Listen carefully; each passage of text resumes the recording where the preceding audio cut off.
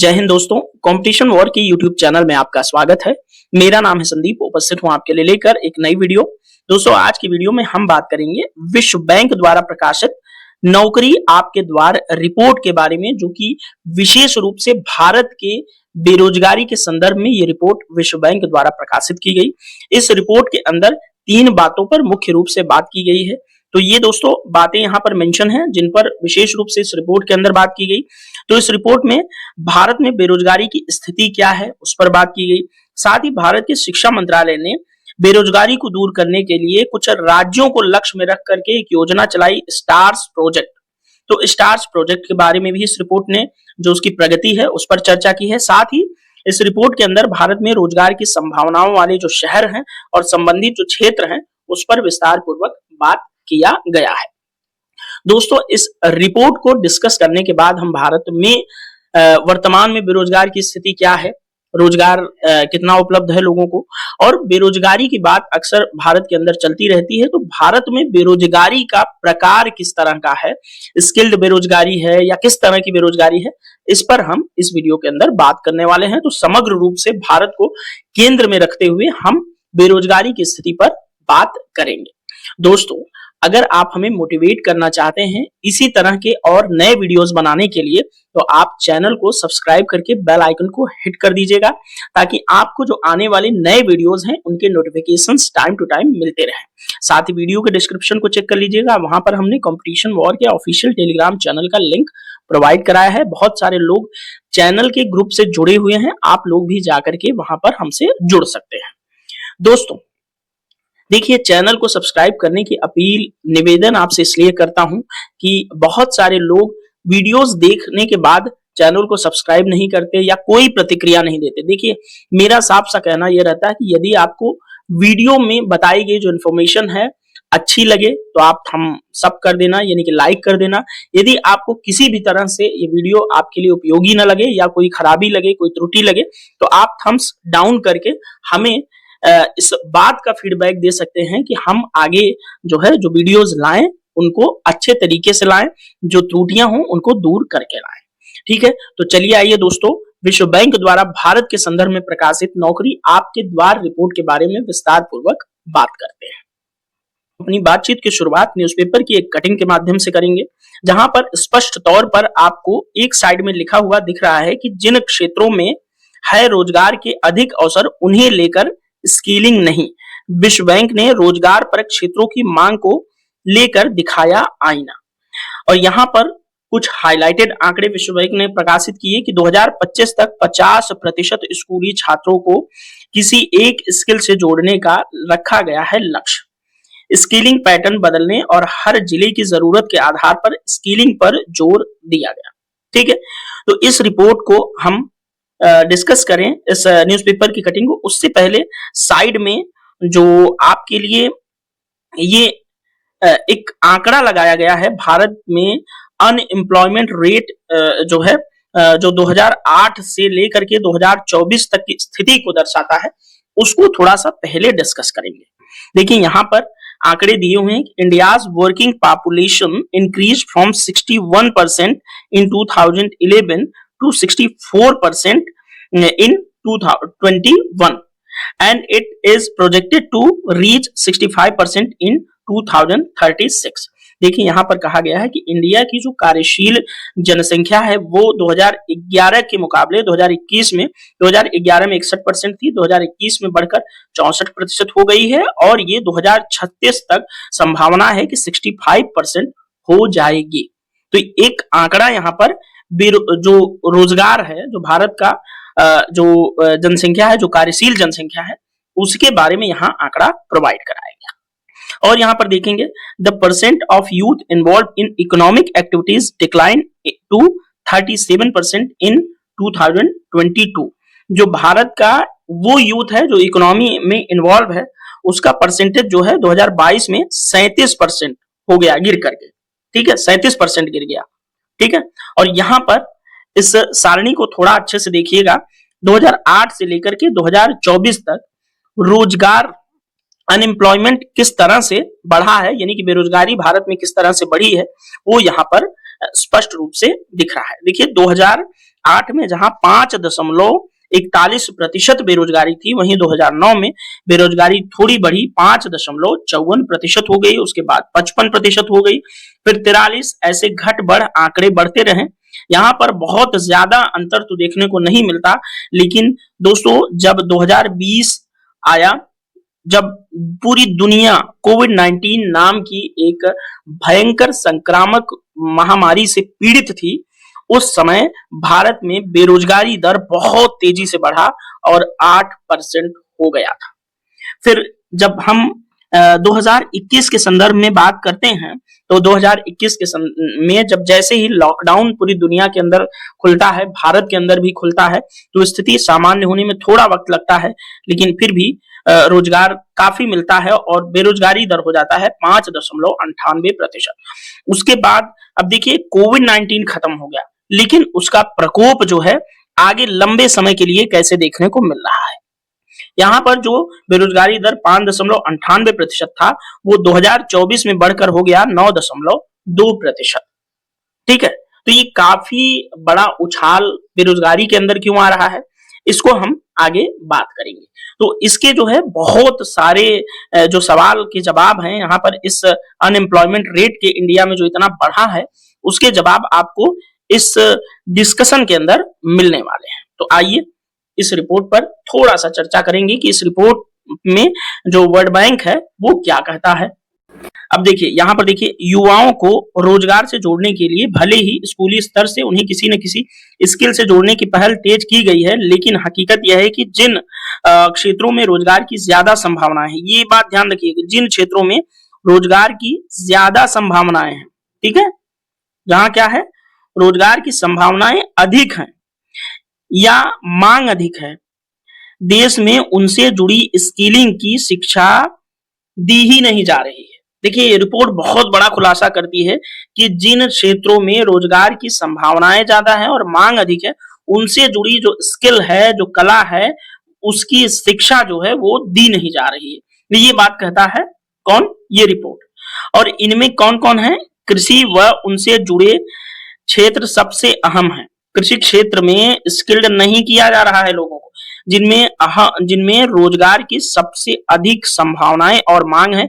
आप सब जानते हैं कि भारत की अधिकतर जनसंख्या आज भी कृषि क्षेत्र, जो हमारा अर्थव्यवस्था का प्राथमिक क्षेत्र है, उसी में इन्वॉल्व है। प्राथमिक क्षेत्र मैं आपको बता दूं, जो कृषि क्षेत्र है वो देखिए, अर्थव्यवस्था में क्षेत्रक कितने होते हैं, तो कृषि क्षेत्र आपका प्राथमिक क्षेत्र के अंतर्गत आता है, जिसमें हम प्राकृतिक रूप से खेती करके रॉ मटेरियल का उत्पादन करते हैं। द्वितीय क्षेत्र में हमारा विनिर्माण सेक्टर आता है, जब हम कृषि उत्पादों से मशीन के माध्यम से कुछ नए प्रोडक्ट्स बनाते हैं। और तृतीय क्षेत्र में आता है सर्विस सेक्टर, यानी कि सेवा क्षेत्र, जिसमें हम सर्विस डिलीवरी प्रोवाइड कराते हैं जनता के लिए।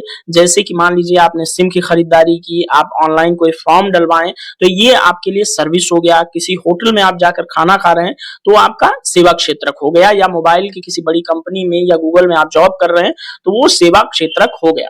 देखिए, जो विकासशील अर्थव्यवस्थाएं होती हैं, उसके अंदर सेवा क्षेत्रक का योगदान कम होता है, लेकिन विकासशील अर्थव्यवस्था जैसे जैसे विकसित की तरफ बढ़ती है, सेवा क्षेत्र की हिस्सेदारी उस अर्थव्यवस्था में बढ़ती जाती है, जैसे इस समय भारत की है। लेकिन दोस्तों, आज फिर भी भारत की अधिकांश जनसंख्या कृषि क्षेत्र में ही इन्वॉल्व है। ये रिपोर्ट यही आपको ध्यान आकर्षण कराती है कि इस रिपोर्ट में कहा गया है कि कृषि क्षेत्र में रोजगार भी अधिक है, संभावनाएं भी अधिक है, मांग भी अधिक है, लेकिन फिर भी कृषि क्षेत्र में लोगों को स्किल नहीं किया जा रहा है। तो ये रहा इसका पहला पॉइंट, नोट करके रखिएगा। अब चलिए आगे। ऐसी ही स्थिति मैन्युफैक्चरिंग व उपभोक्ता सेवाओं से जुड़े कुछ क्षेत्रों की है, जिनमें रोजगार की ज्यादा मांग है, लेकिन उन क्षेत्रों को लेकर किसी भी तरह की स्किलिंग नहीं की जा रही है। तो मैन्युफैक्चरिंग सेक्टर को भी आप ध्यान में रखिएगा। देखिए, कृषि क्षेत्र पर बात की, पहला क्षेत्र। दूसरा है, ये ध्यान आकर्षित करा रहे हैं आपका मैन्युफैक्चरिंग यानी कि विनिर्माण क्षेत्र में।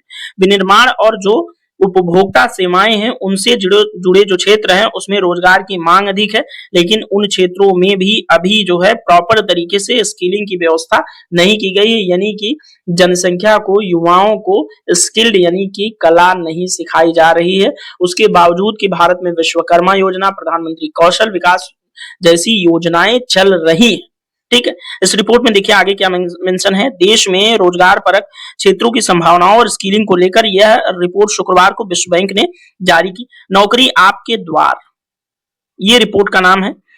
इस रिपोर्ट में विश्व बैंक ने देश में स्किलिंग पैटर्न बदलने की जरूरत बताई। तो बताया कि इस रिपोर्ट के अंदर कि देश भारत के अंदर जो स्किल्ड करने का जो पैटर्न है वो बदलना पड़ेगा आपको, ठीक है। और उसके बाद कहा कि साथ ही सुझाव भी दिया क्या कि युवाओं की स्किलिंग को लेकर जिला स्तर पर स्थानीय रोजगार की मांग को देखते हुए योजनाएं बनाई जाए। तो देखिए यहाँ पर जिला प्रशासन का योगदान महत्वपूर्ण रूप से कर रहा है। जो है ये रिपोर्ट कह रही है कि जिला स्तर पर युवाओं को स्किलिंग सिखाए जाने को लेकर के जिला स्तर पर जो स्थानीय रोजगार के क्षेत्र हैं उनमें बढ़ोतरी करने के लिए स्किलिंग लोगों को सिखाई जाए, ठीक है। तो ये तीसरी बात जो है यहाँ पर आप नोट करके चलिएगा। तीसरी बात कह रहा है जिला स्तर पर, यानी कि ग्रॉस रूट से जोड़ने की बात विश्व बैंक कह रहा है, ठीक है।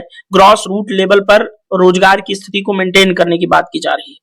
विश्व बैंक ने इस दौरान शिक्षा मंत्रालय के जो स्टार्स यानी कि strengthening teaching learning and result for par states project, जो स्टार्स प्रोजेक्ट है उसके माध्यम से उस पर थोड़ा सा बात किया है इन्होंने। स्टार्स प्रोजेक्ट हालांकि मैंने आगे इसी वीडियो में अच्छे से डिस्कस किया है, लेकिन यहाँ पर देखिएगा स्टार्स प्रोजेक्ट है क्या। तो दोस्तों स्टार्स प्रोजेक्ट में शामिल हिमाचल प्रदेश, मध्य प्रदेश सहित देश के 6 राज्यों के 5 शहरों को लेकर एक अध्ययन भी इस रिपोर्ट के अंदर प्रकाशित किया विश्व बैंक ने। तो स्टार्स जो परियोजना, जो प्रोजेक्ट है रोजगार को लेकर के, जो कुछ क्षेत्रों को ध्यान में रख करके भारत के अंदर बनाया गया था, उस पर भी जो है एक अध्ययन प्रकाशित किया। तो इसमें क्या बताया कि मौजूदा समय में हर साल इन शहरों में किस क्षेत्र में कितने युवाओं को स्किल्ड बनाया जा रहा है, साथ ही उन शहरों की किन क्षेत्रों में रोजगार की अधिक संभावनाएं हैं और अभी वहां उससे जुड़े प्रशिक्षण की क्या हालात हैं, ठीक है। ये जो है अध्ययन प्रकाशित किया वर्ल्ड बैंक ने स्टार्स प्रोजेक्ट के ऊपर, ठीक है। अब रिपोर्ट में क्या बताया स्टार्स प्रोजेक्ट के बारे में कि हिमाचल प्रदेश के शिमला और मध्य प्रदेश के इंदौर में सबसे अधिक रोजगार की संभावनाएं कृषि क्षेत्र में है, ठीक है। और शिमला के अंदर किसके लिए, बागवानी क्षेत्र में मौजूद स्किलिंग की सुविधा को छोड़ दें तो दोनों ही शहरों में किसी भी स्कूल में कृषि से जुड़ी स्किलिंग की कोई व्यवस्था नहीं है। और इसी तरह से महाराष्ट्र के नागपुर में मैन्युफैक्चरिंग क्षेत्र में वर्कशॉप, मशीन और फैब्रिकेशन टेक्नोलॉजी की सबसे अधिक संभावनाएं हैं, लेकिन वहां स्कूली स्तर पर इससे जुड़ी कोई शिक्षा नहीं दी जाती है। और यही हाल है जोधपुर और उड़ीसा के ढेंकनाल और केरल का भी यही हाल है, जहां जिस क्षेत्र में ज्यादा रोजगार की संभावनाएं हैं वहां उससे जुड़ी स्किलिंग का अभाव है। जबकि नई राष्ट्रीय शिक्षा नीति जो 2020 आई भारत में, उसके तहत देश में 2025 तक 50% स्कूली छात्रों को किसी न किसी एक स्किल से जोड़ने का लक्ष्य भारत सरकार द्वारा रखा गया है। तो इस रिपोर्ट को ध्यान में रखते हुए भारत सरकार रोजगार के संबंध में युवाओं के लिए जो रणनीति है उसको तय कर सकती है। ये जो रिपोर्ट है विश्व बैंक की भारत के लिए एक इनपुट हो सकता है, ठीक है।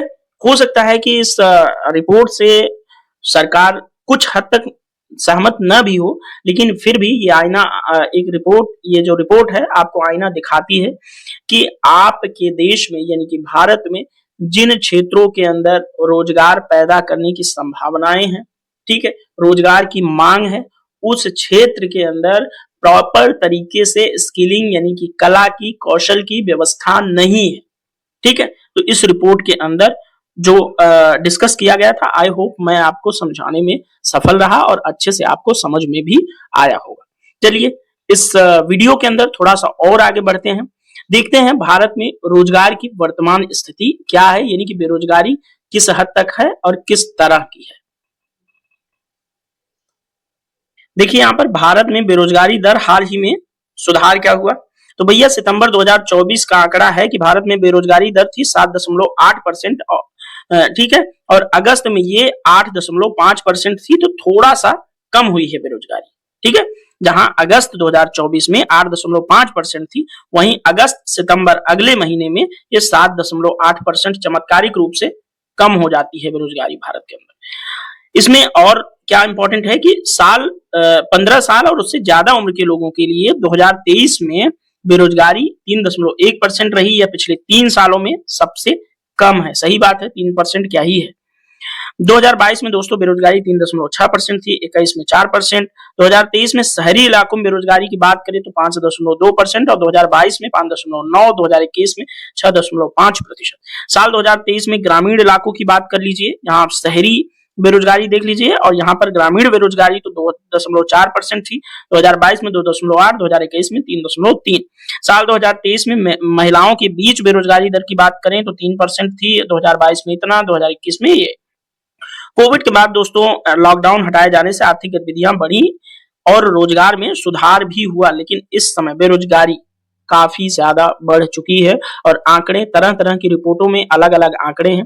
इसलिए देखिए यहाँ पर 7.8% बेरोजगारी है और जब हम एक आंकड़ा डिस्कस कर रहे थे उसमें 9% के आसपास बेरोजगारी दर है। तो आप ये मानकर चलिए कि 8 से 9% के बीच में कहीं तो है भारत का बेरोजगारी रेट। हुई स्टार्स परियोजना की, तो हमने शिक्षा मंत्रालय का जो शिक्षा विभाग है उसकी वेबसाइट को जब हमने सर्च किया तो उस वेबसाइट के अंदर स्टार्स परियोजना के बारे में कुछ जानकारी हासिल हुई। तो आइए देख लेते हैं स्टार्स क्या है। तो राज्यों के लिए शिक्षण अधिगम और परिणामों को सुदृढ़ करना है स्टार्स परियोजना, इसका फुल फॉर्म है। ये दोस्तों अक्टूबर 2020 में जो है मंत्रिमंडल ने मंजूरी दी, केंद्र प्रायोजित योजना है।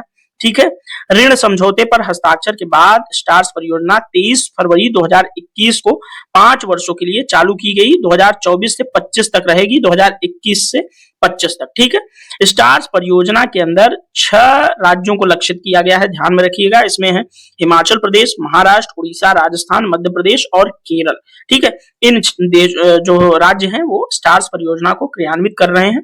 मैंने पहले ही हिमाचल प्रदेश में, उड़ीसा में, केरल के अंदर विभिन्न क्षेत्रों में जो रोजगार की स्थिति है उस पर हमने रिपोर्ट के अंदर जो न्यूज़पेपर की कटिंग डिस्कस की उसमें बात की है। दोस्तों स्टार्स कार्यक्रम जो है समग्र शिक्षा के माध्यम से तैयार किया गया है, जिसमें योजना के उन घटकों पर ध्यान केंद्रित किया जाएगा जो स्कूली शिक्षा समृद्धि को प्रत्यक्ष रूप से सहायता करेंगे। ठीक है, तो आई होप स्टार्स जो प्रोजेक्ट है उसके बारे में आपको समझ में आया होगा और बड़े ही ऑथेंटिक सोर्स से ये डेटा और ये जो कंटेंट है आपको प्रोवाइड कराया गया है। दोस्तों जब भारत में बेरोजगारी की बात चल रही हो तो हमारे लिए ये समझना बहुत जरूरी हो जाता है कि भैया भारत के अंदर बेरोजगारी किस तरह की है, यानी कि बेरोजगारी के प्रकार भी होते हैं। तो कौन कौन से बेरोजगारी के प्रकार होते हैं? अगर हमने इकोनॉमी में बेरोजगारी पढ़ा होगा तो हमें समझ में आया होगा कि मौसमी बेरोजगारी, संरचनात्मक, चक्रीय, सुभेद रोजगार या प्रच्छन्न बेरोजगारी जैसी स्थितियों को हमने पढ़ा होगा, इन टर्म्स को समझा होगा। लेकिन यहाँ पर भारत के अंदर बेरोजगारी की कौन सी स्थिति है वो आप समझ जाएंगे। तो देखिए मौसमी बेरोजगारी क्या है। तो दोस्तों ये एक तरह की ऐसी बेरोजगारी है जो साल के कुछ खास मौसम में होती है। ठीक है, और उदाहरण के लिए जैसे रिजॉर्ट कर्मचारी, स्की प्रशिक्षक, आइसक्रीम विक्रेता, कृषि हार्वेस्टर मौसमी बेरोजगारी से प्रभावित होते हैं। मौसमी बेरोजगारी ज्यादातर कृषि क्षेत्र में होती है क्योंकि आप साल भर में भारत के किसी किसी क्षेत्र में तो साल भर में सिर्फ एक फसल, 2 फसल होती है। मान लीजिए 6 महीने के अंतराल पर 1-2 फसल होती है। वैसे हमारे यहाँ फसल के 3 जो है मौसम होते हैं। खरीफ फसल होती है हमारे यहाँ, खरीफ होती है, रबी होती है और इन दोनों के बीच में होता है जायद। जायद फसल के अंतर्गत ककड़ी, खीरे, तरबूज ये सब बोए जाते हैं। ठीक है, तो ये 3 फसलें बोई जाती हैं। लेकिन इन तीनों फसल के महीनों के बीच का जो महीना है जब ये फसलें नहीं बोई जाती तब जो है इसमें काम करने वाले कामगार जो है वो बेरोजगार रहते हैं। ठीक है, और आइसक्रीम विक्रेता कैसे मौसमी बेरोजगारी से प्रभावित होते हैं आप समझ ही गए होंगे। ठंड में तो कोई आइसक्रीम खाएगा नहीं। ठीक है, रिजॉर्ट कर्मचारी जब पर्यटन रिजॉर्ट यानी कि होटल्स जो हैं, होटल्स कभी कभी आप जानते होंगे कि गर्मी के दिनों में आपको होटल्स, राजस्थान के होटल्स नहीं चलेंगे, लेकिन गर्मी के दिनों में जो माउंटेन एरियाज के होटल हैं यानी कि उत्तराखंड, लद्दाख, हिमाचल प्रदेश और जम्मू कश्मीर या मेघालय, नागालैंड के जो होटल हैं वो वहां पे विशेष अच्छा काम करेंगे। लेकिन ठंड के महीने में पर्वतीय क्षेत्र के होटल काम नहीं करेंगे, लेकिन राजस्थान वगैरह के या उत्तर भारतीय क्षेत्र जो गर्मी जो है गर्मी वाले ज्यादा इलाके हैं, वहां ठंड के महीने में काम अच्छा चलेगा। तो ये मौसमी बेरोजगारी, आई होप आप समझ गए होंगे। संरचनात्मक बेरोजगारी को इसी तरह से समझ लीजिए, ये जो है बाजार में उपलब्ध नौकरियों और श्रमिकों के कौशल के बीच का के असंतुलन को दर्शाता है। देखिए भारत में कुछ कुछ इस तरह की स्थिति है, थोड़ा सा, जैसे कि जो कामगार हैं वो स्किल्ड नहीं है, ठीक है। जैसे मान लीजिए किसी को कंप्यूटर चलाना आता है, ठीक है, लेकिन कंप्यूटर में कुछ बड़े डेटास को करना, कोई बैलेंस शीट बनाना, वो किसी को नहीं आता, ठीक है। तो वो क्या करेगा, वो इस स्किल के न होने की वजह से वो व्यक्ति बेरोजगार हो जाएगा, ठीक है। और बाजार में स्किल रोजगार जो है उपलब्ध तो है लेकिन कम मात्रा में है, ठीक है। तो और सभी जो है मांग, मान लीजिए मांग भी बाजार में अधिक हो स्किल रोजगार की, तो स्किल्ड लोग ही हमारे पास नहीं है।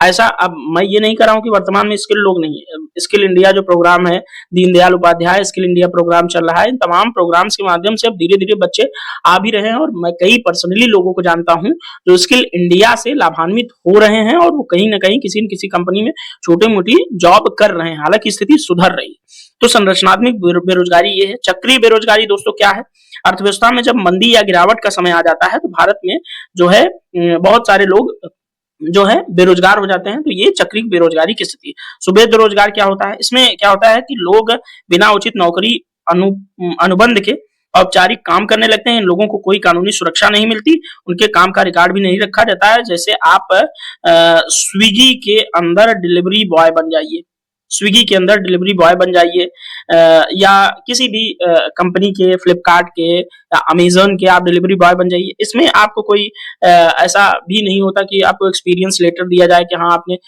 6 महीने हमारे यहाँ डिलीवरी जो है अच्छा प्रोवाइड कराया है, या फिर कोई जो है बीमा शीमा, आपका कहीं एक्सीडेंट हो जाता है, स्वास्थ्य समस्याएं हो जाती हैं, तो इस तरह से चीजें नहीं होती। तो रोजगार के जो सुभेद क्षेत्र हैं उसमें डिलीवरी वाले क्षेत्र आते हैं, ठीक है। प्रचंड बेरोजगारी की बात करें तो दोस्तों इसमें क्या होता है, जरूरत से ज्यादा लोगों को रोजगार दे दिया जाता है। मुख्य रूप से भारत के कृषि क्षेत्र और असंगठित क्षेत्र की ये विशेषता है। देखिए कृषि क्षेत्र में जहां 4 जने काम करना होगा, 4 जने का काम होगा, अगर परिवार में 10 लोग हैं तो वो 10 लोग उसी काम में लगे रहते हैं।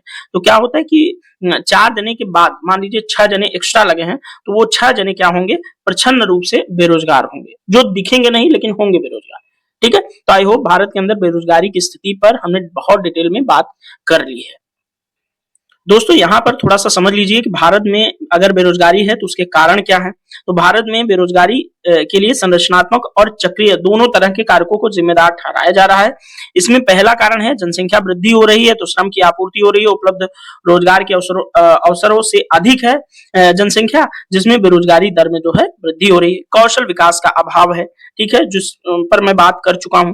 धीमा औद्योगिक विकास है, मैन्युफैक्चरिंग सेक्टर को उस लेवल पर बढ़ाया नहीं जा रहा है।